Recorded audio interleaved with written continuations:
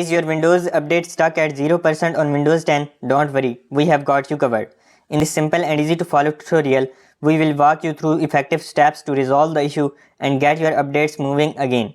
Whether you are experiencing a common glitch or a minor hiccup in the update process, our step-by-step guide will help you overcome the 0% installation hurdle. Follow along as we troubleshoot and provide a quick fix to ensure your Windows 10 updates complete successfully. Step 1. Restart your computer.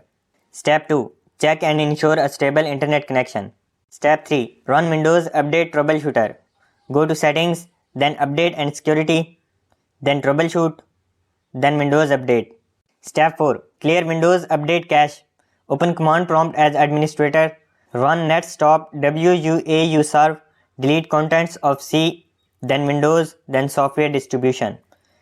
Then run netstart wauserve. Step 5. Manually download and install the update from the Microsoft Update Catalog.